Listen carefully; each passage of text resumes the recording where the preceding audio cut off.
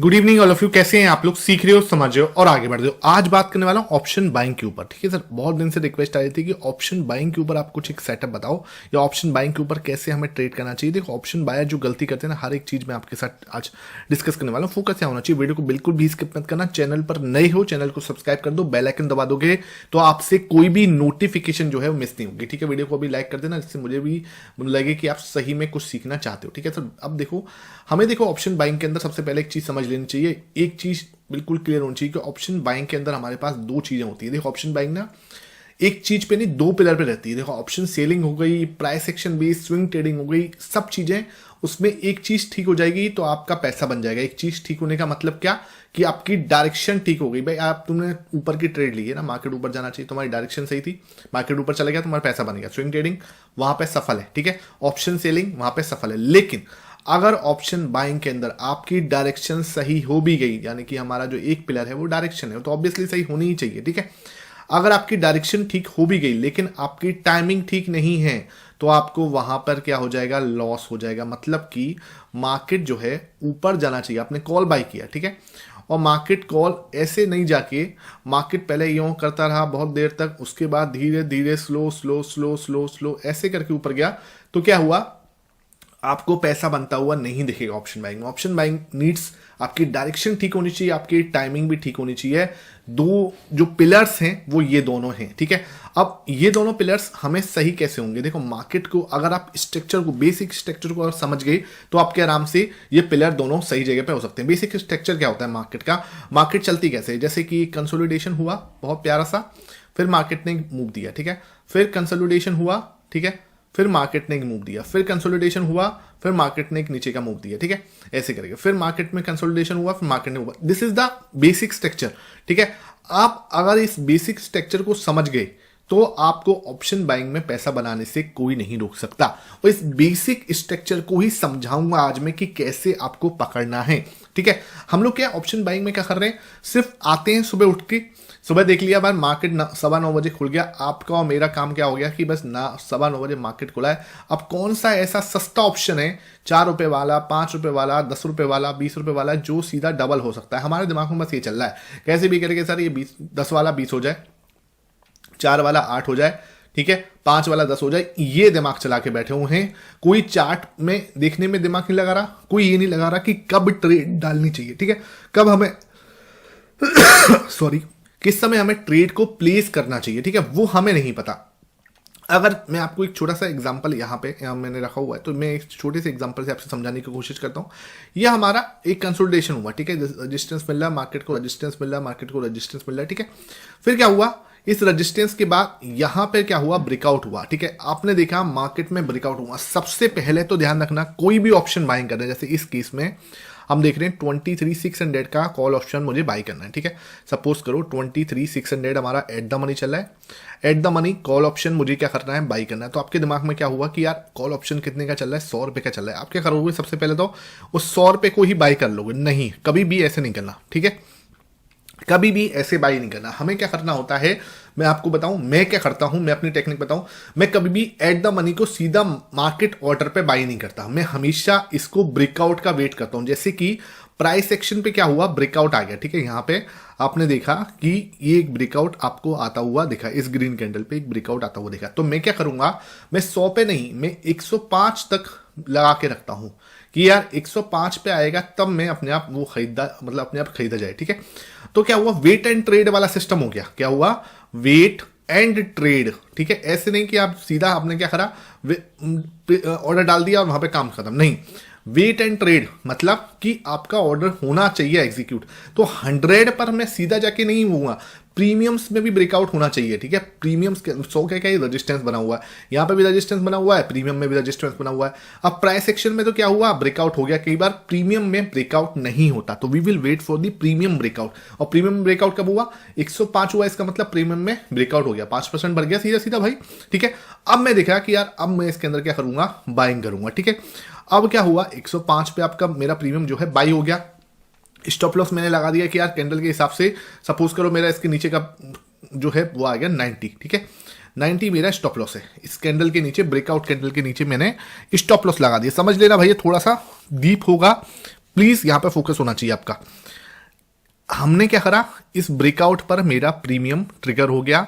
इस ब्रेकआउट पे आपने सोचा कि यार भाई अब मैं एंटर ले रहा हूं, इसी कैंडल के नीचे मेरा स्टॉप लॉस हो गया। ठीक है, अब क्या हुआ, इसी कैंडल के नीचे मेरा स्टॉप लॉस उस वाले हिसाब से, जैसे 105 थी तो इसके नीचे का स्टॉप लॉस 90 था, तो मैंने 90 का स्टॉप लॉस लगा दिया।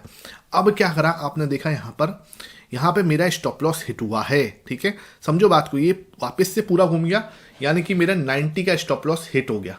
अब मेरे क्या है 15 रुपीज, क्योंकि 105 में मैंने एंट्री ली थी, 90 का स्टॉप लॉस मेरा हिट हो गया, यानी 15 रुपए का स्टॉप लॉस हो गया। अब बहुत सारे लोग तो ये बेसिक मिस्टेक कर देते हैं कि वो क्या करते हैं, सिस्टम में होप करना स्टार्ट कर देते हैं कि मार्केट यहां से ऊपर जाएगा। नहीं सर, आपने स्ट्रिक्ट स्टॉप लॉस लगाना है। 10 15 20 रुपए जो भी आपका स्टॉप लॉस बनता है उसको स्ट्रिक्टली लेना है। वहां पे मार्केट से जंग नहीं लड़नी। ठीक है, वहां पे आपने देख लिया 15 रुपए का स्टॉप लॉस है, जस्ट निकल जाओ वहां पे। ठीक है, अब क्या होगा, यहां पर ये ऊपर गया था, वापस नीचे आया था, आपको 105 से, ठीक है, 90 का स्टॉप लॉस दिया था। अब क्या है, समझो बात को, जब ये अगेन 105 आएगा तब मैं ट्रिगर होऊंगा।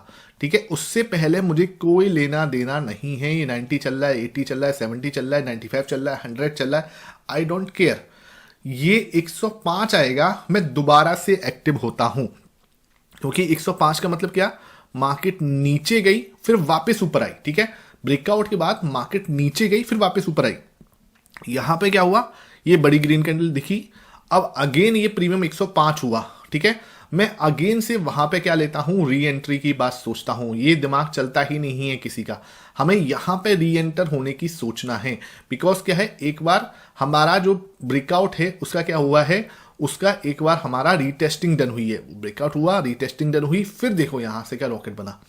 This is the rocket. जब ये 105 का आराम से आपका 200 भी हो जाता है, मतलब जो डबल वाला सिस्टम है ना वो भी हो जाता है। हम लोग क्या कर रहे हैं, चीप ऑप्शन में दिमाग लगाएंगे, 4 रुपए वाला, 10 रुपए वाला। आप लोगों के साथ होता है ना ये चीज, 10 रुपए वाले ऑप्शंस में दिमाग नहीं लगाना भाई, एट द मनी पे दिमाग लगाओ। सबसे पहले तो कि एटीएम के आसपास ही रहो, ज्यादा दूर नहीं जाना। दूसरी चीज, ब्रेकआउट पे काम नहीं करना। ठीक है, ब्रेकआउट पे काम नहीं करना, आपको वेट करना है हमेशा। किस चीज का, कि हमेशा मैं क्या करूंगा, वेट एंड ट्रेड करूंगा। 100 रुपए की जगह पे 105 पे मुझे क्या करना है, अपना दिमाग लगाना है। ठीक है, ये चीज आपको पता होनी चाहिए। अब हमारा क्या है, डायरेक्शन भी ठीक हुआ हमारा, और हमारा क्या हुआ, टाइमिंग भी ठीक हुआ। ठीक है, तो हमेशा जब भी मार्केट कंसोलिडेट करके जाएगा ऊपर तभी हमें दिमाग लगाना है, अदरवाइज हमें दिमाग नहीं लगाना। दूसरी चीज, हमेशा वेट एंड ट्रेड के साथ जाना है, और कभी भी हमें एंटर ऐसे नहीं हो जाना कि 100 रुपए का प्राइस देखा 100 रुपए कूद गया। नहीं, वेट एंड ट्रेड आपको हमेशा प्रीमियम में ब्रेकआउट का वेट करना है। दूसरी चीज मैंने आपको क्या बताई कि भाई हमेशा एटीएम के पास ही रहो। ठीक है, बहुत दूर मत जाओ, एट द मनी जो ऑप्शंस होते हैं उसी में ट्रेड करो। और एटीएम जो होते हैं बहुत कम प्राइसेस के, उनमें डायरेक्शन मूव आने के बाद भी वो गल जाते हैं। ठीक है, तो वो काम नहीं करना। तीसरी चीज मैंने आपको क्या बताई कि हमेशा जब भी आपका स्टॉप लॉस हिट हो गया, जैसे कि मैंने बताया था 105 का 90 पे स्टॉप लॉस हिट हो गया, तो आपको हमेशा री एंटर की साइड जरूर दिमाग लगाना है कि री एंट्री आपको हमेशा जरूर करनी है, क्योंकि री एंट्री आपको बहुत हेल्प करती है। ठीक है, ऑप्शन बाइंग में री एंट्री के बिना तो प्रॉफिट होना ही नहीं है। ठीक है, आपको 3 बार या 2 बार री एंट्री के बारे में जरूर सोचना है। जैसे सपोज करो 100 रुपए का आपने 105 पे आपने क्या लगाया, वेट एंड ट्रेड लगाया, आपने लगाया 90 का स्टॉप लॉस। ठीक है, एक बार क्या हुआ, आपको 15 रुपए का लॉस हुआ है ना, फिर क्या होगा, अगेन जब 105 आए तो आपको दोबारा एंटर होने की सोचना है। ठीक है, फिर आपका अगेन वही 90 का स्टॉप लॉस रहेगा, फिर आपका 15 का स्टॉप लॉस हो सकता है। ठीक है, लेकिन जब अगर एक बार भी चल गया, 3 बार आपने एंट्री ली, लेकिन वो एक बार भी अगर चल गया ना, तो आपको एक बहुत बड़ा प्रॉफिट दे सकता है। लेकिन ऐसे नहीं कि आंख बंद करके कभी भी करना है इस काम को, नहीं। ये काम को आपको सिर्फ और सिर्फ निफ्टी के अंदर जब एक बहुत अच्छा कंसोलिडेशन दिखेगा कि मार्केट एक बहुत ज़्यादा टाइट रेंज में दिख रहा है, ठीक है, तभी हमें ब्रेकआउट के ऊपर दिमाग लगाना। जैसे कि ये वाले केस के अंदर भी हो रहा है ये चीज़, है ना, सेम ये वाला हमारा जो ये थी, है ना, इसमें भी हमारे साथ सेम केस हुआ। मार्केट जो है यहाँ पर ब्रेकआउट करने की नीचे की साइड कोशिश कर रहा है, लेकिन क्या हुआ, नीचे की साइड नहीं गया। तो हमारा अगर पुट किसी ने बाई करने की कोशिश करी यहाँ पर, भाई उसका क्या हुआ, 100 रुपए का पुट था सपोज करो, है ना, एक बार 100 रुपए का पुट था, कहाँ पे आया, कितने रुपए पे आया, 105 पे आया। ठीक है, इस जगह पे 105 पे आपका ट्रिगर हो गया, फिर वापस आपका स्टॉप लॉस हिट कर गया, ठीक है। स्टॉप लॉस हिट कराया नहीं करा, क्योंकि स्टॉप लॉस यहाँ ऊपर रखा होगा, क्योंकि ट्रिगर हैंडल ये है, तो यहाँ पे आपका स्टॉप लॉस हिट हुआ, यानी कि यहाँ पे आपका स्टॉप लॉस हिट हो गया है, क्योंकि वो क्या है, री एंट्री उसमें हुई नहीं, क्योंकि ऊपर चला गया। कोई दिक्कत वाली बात नहीं, आपको री एंट्री मिलेगी तब आपको री एंटर लेना है। जैसे इस केस में क्या हुआ, इस केस में मार्केट ने आपका ब्रेकआउट दिया, ठीक है। ब्रेकआउट यानी कि आपका प्रीमियम जो है 100 रुपये का कहाँ हुआ, 100 रुपये का 105 हुआ, ठीक है, बड़े आराम से 105 हुआ। पुट ऑप्शन की बात करो, मार्केट नीचे कर रही है, आपने एंट्री ली, आपका stop loss, original stop loss 90 85 के आसपास है, यहां से आपको एक अच्छा खासा मूव आ गया। तो वो हमें एक बार में मूव आ जाता है, कई बार मूव 2 बार में आता है, कई बार 3 बार में आता है। तो हमेशा री एंट्री का जो ऑप्शन है वो आपको ऑप्शन बाइंग में खोल के रखना है। हम ये बहुत हेल्प करेगा आपको, अगर आपने ये चीज, छोटी सी चीज को अप्लाई कर दिया। और एक साथ 2 जगह पे घुसने की कोशिश मत करना कि एक साथ कॉल में भी घुस रहे हो और पुट में भी घुस रहे हो, नहीं। अगर आपका दिन, आज ने देखा हुआ है कि आपका दिन आज का कॉल का है, तो आपको कॉल में ही दिमाग लगाना है, ठीक है, कि कॉल में ही आपको री एंट्री करनी है 2 बार, 1 बार, 3 बार, जो भी आपको डिसाइड करना है उसके ऊपर आप नंबर्स के ऊपर डिसाइड करो। अच्छा, ये भी देख लो कैसे करना है। इसमें आपको कॉल और पुट ऑप्शन कब डिसाइड करना है, तो आपको कुछ नहीं करना है, एक छोटा सा मूविंग एवरेज ऐड कर लो, ठीक है। मैं आपको बता देता हूं, मूविंग एवरेज लगाओगे यहां पर, इस मूविंग एवरेज का नाम 20 का मूविंग एवरेज 30 मिनट के टाइम फ्रेम पर, ये देख लो, ठीक है सर। अगर मूविंग एवरेज के प्राइस ऊपर दिख रही है, जैसे इस केस में प्राइस जो है अभी तो कंसोलिडेट कर रही है, लेकिन यहां पे आपको देखा ऊपर है, ठीक है, तो उस दिन आपको सिर्फ कॉल ऑप्शन में ही दिमाग लगाना है, ठीक है। अगर मार्केट के अंदर प्राइस नीचे दिख रही है 20 के, तो आपको उस दिन पुट में दिमाग नहीं लगाना, उस दिन आपको पुट में दिमाग लगाना है, कॉल में आपको बिल्कुल दिमाग नहीं लगाना। ये सिंपल सेटअप है, लेकिन आप अगर इसको मुझे और डिटेल में बनाने की बोलोगे, मैं आपको डिटेल में वीडियो भी बना दूंगा इसके लिए, लेकिन ना भाई ये सेटअप बहुत अच्छे से काम करता है। आपको री एंटर दिमाग लगाना है, वेट एंड ट्रेड लगाना है, 20 का मूविंग एवरेज लगाना है ना, और एक कंसोलिडेशन का वेट करना है। कंसोलिडेशन जरूर नहीं है 30 मिनट के टाइम फ्रेम पे, छोटे टाइम फ्रेम पे भी दिख रहा है, जैसे 10 मिनट के टाइम फ्रेम पे भी कंसोलिडेशन हो रहा है, वहां पे आपको दिख रहा है कि ब्रेकआउट आ सकता है, तो बस आपको उस ब्रेकआउट पे ही ट्रेड लेना है, ठीक है। ऐसे नहीं कि कहीं भी आप एंट्री कर रहे हो, आपको 3-4 चीजें मिक्स करके देखोगे, ऑप्शन बाइंग में आपको प्रॉफिटेबल बनने से कोई नहीं रोक सकता, ठीक है। इस पूरे टॉपिक पर आप चाहते हो कि एक इन डिटेल वीडियो बनाऊं, तो मैं संडे को कवर कर लूंगा इस वीडियो को।